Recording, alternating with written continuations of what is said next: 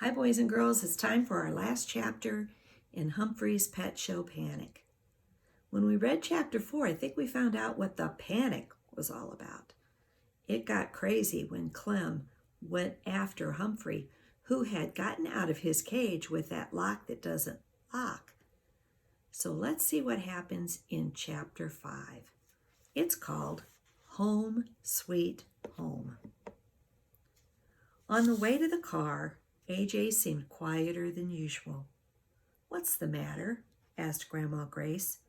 "You're not usually so quiet." "I just wish I could get a pet," he said, "but Dad says not right now." "I wish he could too. He always took good care of me." "You already have a great pet," Grandma said. "He's right here, and he's got a big shiny ribbon."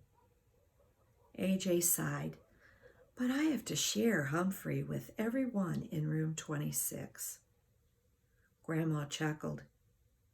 "You have to share me too." It was true. AJ had to share his grandma with his brothers and sister. "But you know how much I love you," Grandma said. "I'll bet Humphrey feels the same way about you." Grandma Grace was one smart human.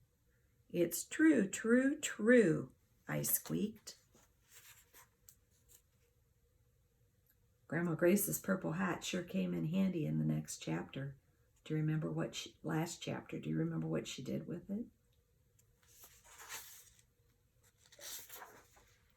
AJ laughed. "Humphrey Dumpty, you're funny. I'm lucky you're my class pet. And Og, too." That made me feel even better than winning a prize at the pet show. AJ couldn't wait for us to go back to school on Monday. He wanted to show my ribbon to our teacher, Mrs. Brisbane. He was proud. So was I. Everybody wanted to tell Mrs. Brisbane about what had happened at the pet show. It was so funny to see that purple hat running across the floor with Humphrey and Og under it, Garth said. "It looked silly," Mandy said, "but it was terrible that Humphrey was in danger."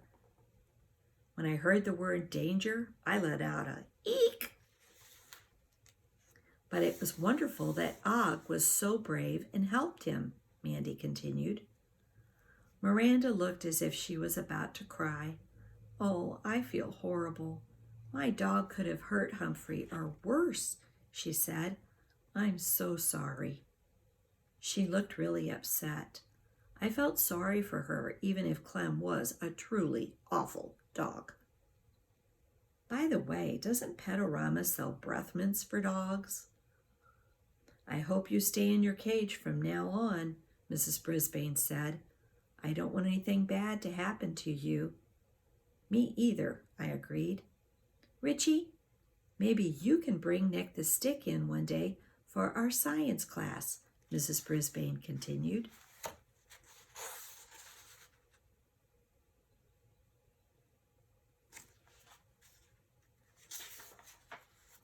"Sure," said Richie.